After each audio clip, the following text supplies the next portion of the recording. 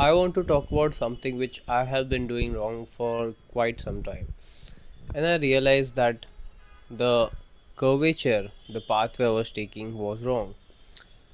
One of the video previously I've made is in conjunction to that. It's about picking someone who is exactly doing your work at a good level, is very popular at it, and exactly replicating their module until certain time until you are at a par, and then from there deviating and adding your elements to it. With that, what happens is you get the pathway which is trial and tested. You get to enter the market which is full already, using your own niche and using someone else's methodology. With this, you get your name out there. Once you have your name out there, you can curate it according to what your belief is and then put your name whole in it together. What happens with this is, because it's a followed path, you have to be very precise on where you want to exit in it. You don't want to become someone whom you're copying or whose pathway you're copying, because that will totally eliminate your factor out of it.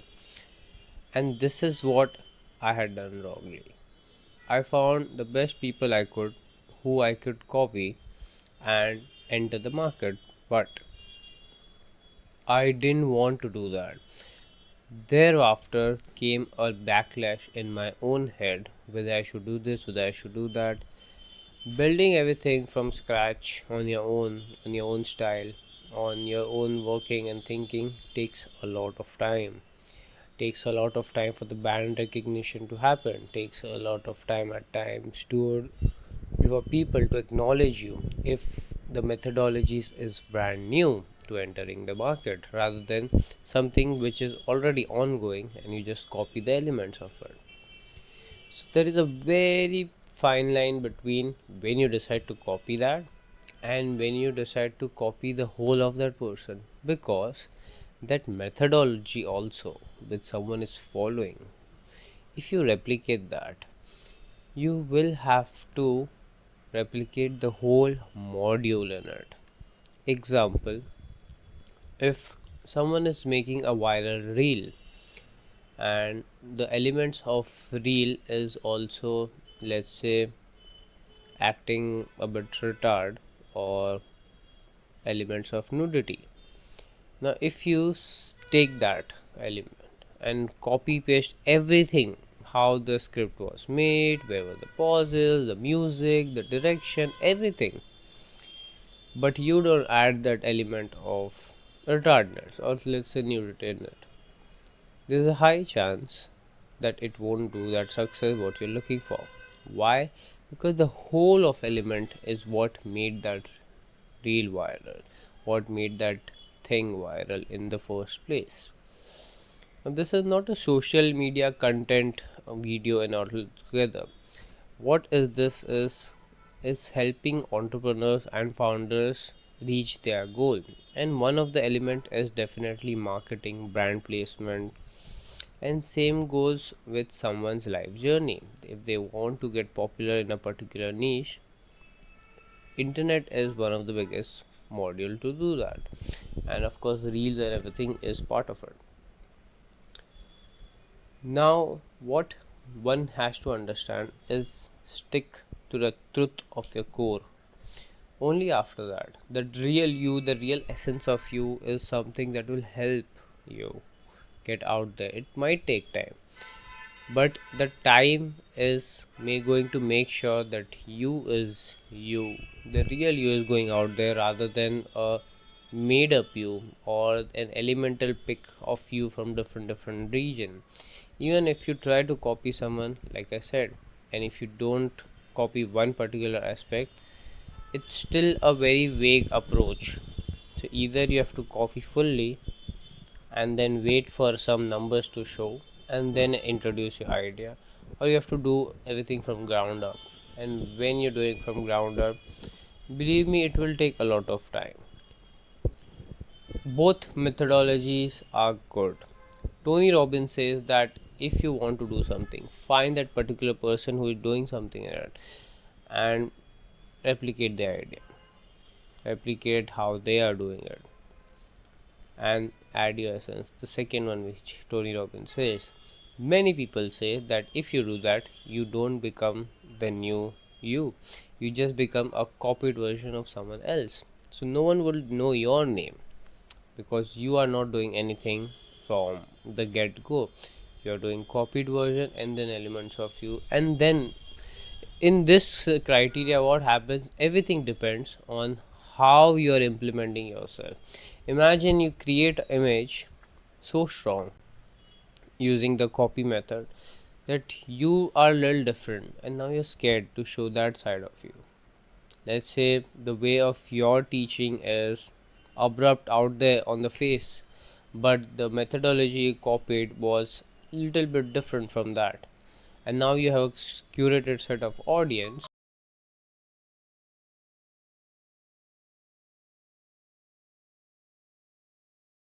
The best way to do is picking up memories from about your childhood and seeing that identity which was there, the way you reacted, the way you were, everything, all of that.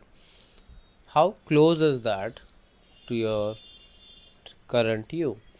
Now, if it's very close, very similar, you're still that jolly person, you're still that person who used to be like very energetic, every all of that, you still are very attached to your true self, the true inside, the inner child of yours, and that's a good thing. But if there is an elemental stuff to it where it's very different from how it was due to whatever XYZ reason that has happened in your life, it's time for you to reach back to it. You must have taken up the walls, guarded yourself because of so many things you must have suffered. Maybe disrespect, maybe someone tricked you into something, maybe someone took advantage of something, someone hurt you emotionally. All those things happens, and I understand that because it happened with me too, and I created a guarded self, an angry self, a different self. But what's important is to go back and find the real you. Once you are connected to real you will create something which is unbelievable. You won't be able to, there's no need, to be honest, to even compare that with anyone else. When a real identity creation happens, it happens at enormous scale generally. Even if, like I said, even if it's curating small, its ripple effect is very high. You pick up any big, any successful person, that identity of differentiation is so different. They were nobody and suddenly they are millionaires, billionaires, trillionaires now, and that is what the success is like. I don't think so many of this un- unlimited level people who are popular cared much about the money aspect than what they wanted to build. What they wanted to build was always first in their head rather than the money earning criteria of it. And that is one of the biggest challenge to have in your personal life as well. When you think from the scarcity point of view of thinking about money, you will make money, but then you're not focusing on building them. You're building for money. These people are built different. They build for the sake of it because they believe in a dream, they believe in a criteria. When you're so connected to yourself, that is much more important than any ideology of money. And the kind of things they build, the money just follows them. People follow, money follow. There, you ask today, you pick up any of these millionaire billionaires, if let's say they are already at a mark, you think if they open up just a window or asking for funds from private funders, Don't you think there's those people will just line up outside their house just to put funds with them because they are already so successful? And the reason they are successful is because they were themselves. One of the videos which I talk about is one of the easiest way that most of these people find themselves is they go on a solo trip. You pick up Nike, you pick up Apple, you talk about Steve Jobs, you talk about CEO of Nike, and all of these people have traveled around the globe. In that, what happens? They figure out some gap, some things which are actually causing trouble that can be done. Basically, a market gap, a service gap that didn't exist. People, faith, a lot of things, most of them spirituality as well. Those all elements help them connect to themselves, and it becomes a bigger and higher purpose for them. And the purpose is to connect people, maybe. Nike now is no longer a product brand, if you notice. It's a collaborative people brand more than it's a feeling as an essence brand. It connects sports with people and the whole feeling of being in Nike rather than just throwing out its product. Feeling of being the best player. That is how everything is built. So the whole ideology is, if you overthink about any of this building criteria, oh, how will I do this, how will I build this, how will I earn money, how will I, there's a very high chance you will be lost. I'm not saying it's not a good thing to ask. I'm saying that the goal which you're talking about, is it even true, or it's just on the showcase part of it and you're thinking about 10,000 stuff. These 10,000 stuff, you will think about it, it will come in the way, but not as a main placement. Understand that. For example, if I ask you what's your favorite sports, there'll be one which will be on top, max two. Others you might like, indoor, outdoor, whatever it would be. Similar to that, there's always that one element which is at top, and you have to keep that in mind, and the maximum energy goes towards that. Other things will come and go. If it's there, it's not there, it doesn't matter. It shouldn't matter also. That's why vision and goals are very important. They are the driving success to most of the things you'll be doing in your life, right from relationship to parenting to building a business to taking care of the family, any of it you call it, it's it's going to be like that. And the final thing which is very important for any of this thing to take place is, when you decide to build something, let's say you just decide out of nowhere, is it resonating with you or is it not resonating with you? You will get to know the way you do its task. Let's say it's just a drive and you just do it for the sake of it, and now you're not feeling it anymore, you don't feel like doing, or it's a task to push yourself to do it by yourself. That task either has some flaw in it, that thing which you're building has some flaw in it which is not connecting to you at all, or it is not for you at all, you're just trying to force it upon you. And when that happens, these are all clues from your intuition talking to you. Example I would give is,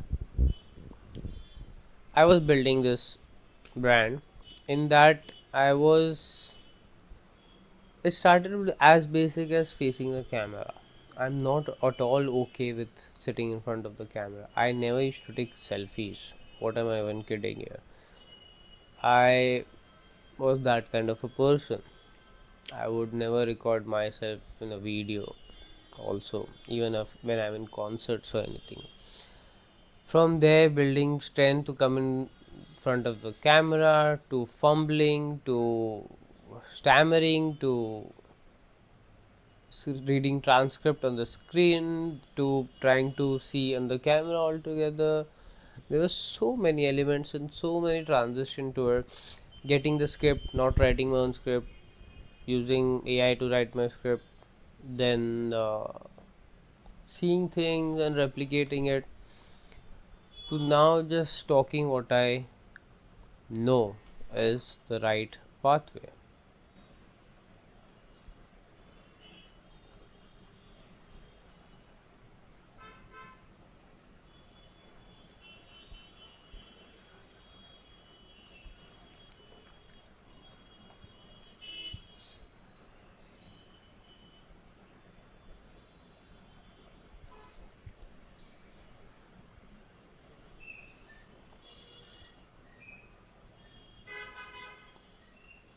What I learned throughout this is,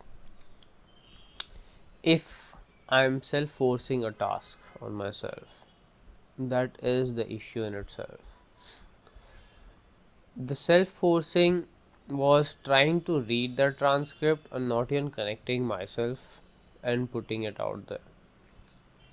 Even though the ideas were mine, it was just written by someone else. It was written by AI.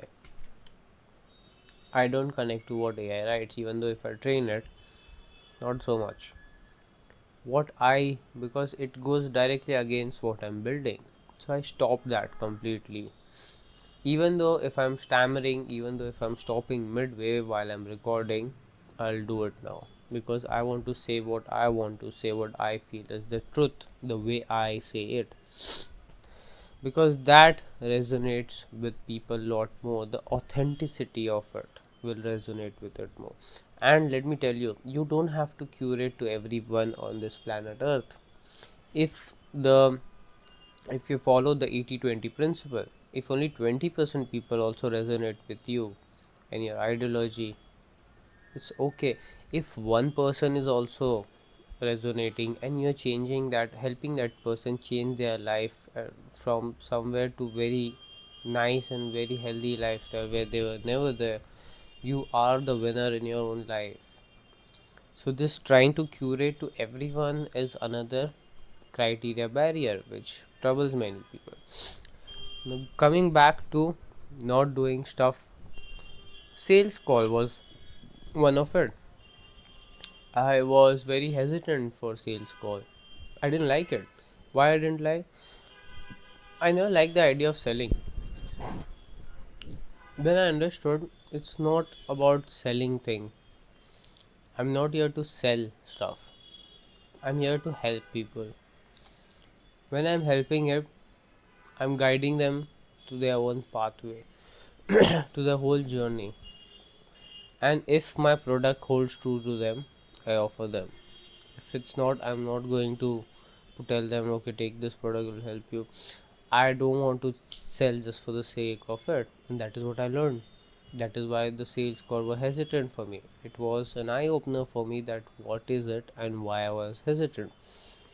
Now when I on the sales call, I understand people first. I understand where they're coming from. I understand what is the pain point. I understand why they are still there if they know it, and multiple things with that. My sales calls go for around 1 hour easy, because I want to understand the person who I am going to help, and if my product is for them. These small things will give you so much insights when you're building something, that okay, this is the thing. If you're hesitant here, maybe there is a learning curvature there. See what why there is an hesitation, see why, what is causing that hesitation, learn from it. Sometimes the results don't show that quick. Sometimes the result takes a lot of time, and you start questioning it. You start questioning the whole of everything, whatever you're building. It's okay. It's okay. I understand questioning. You will question. We have been trained so hard in this past few years to get the response abruptly, urgently, everything, social media, phones, everything, the connectivity. Just remember this: when someone used to communicate before in long distance, they were using letters. Each letter used to take time, a lot of time, especially during the wartime, to go and come back. That was the kind of signal it used to take to come and resonate. In today's time, even though the connectivity has increased abruptly, everyone is trying to connect. So the criteria of your message going out there and coming back is still going to be of similar timeline, even though it will be quicker. But you must understand there are billions of people doing it at the same time. So for yours to hit, and with the attention span being so edited in the manner, many people say attention span has reduced. It is not, it has just increased. Some people can binge watch a lot of things back to back, some people can binge watch Instagram reel back to back. It's just whether you want to take it in or you don't want this information. It's the curation that has the time frame has decreased now. That in itself is the biggest thing you can think of. So give it time. It will happen if it's right. It will happen if it's aligned. It will happen for sure if you believe in it. If you believe you want to do this, it will happen. My belief is just one: I want to create a space for most of the people, for everyone if possible, to be connected to each other, to a collective consciousness where everyone understands each other, helps each other, and when they connect to their true consciousness, that is when the true light, the true essence of life is understood. Life is never told to be so aggressively sad or in any of those sense. Life is always happening for you, from you, not to you. You don't have to suffer in life. You have the life is happening from you. Remember that. There might be so many instances that made you feel that, made you sad. But unfortunately, there is always a learning curvature there, and that is one of the reason why it happens. And reset entropy is the brand that I had created to help people figure out why they are stuck in a particular cycle of emotional loops, why this is happening for you, what is it going to teach, the whole pathway in its own self.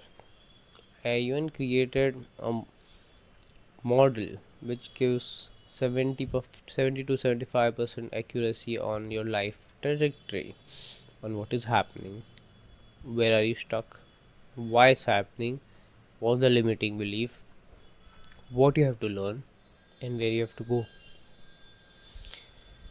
This, in whole essence, I just want everyone to connect to their true self, because that true self is the genuine self.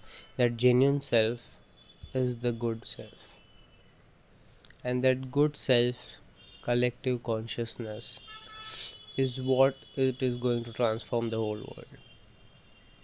And I want to do that, and I'll do that. Even though if it takes years, I will do that. That is the only way how everything will change in this world.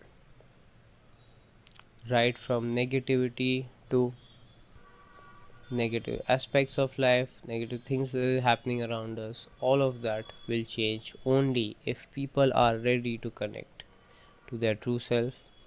People are ready to learn from the life and accept that life is for them only, not to them.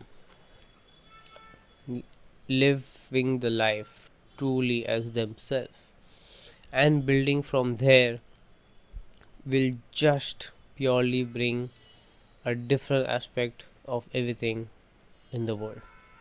Once that is done, how the connection of humans to animals would be is just different in its own self.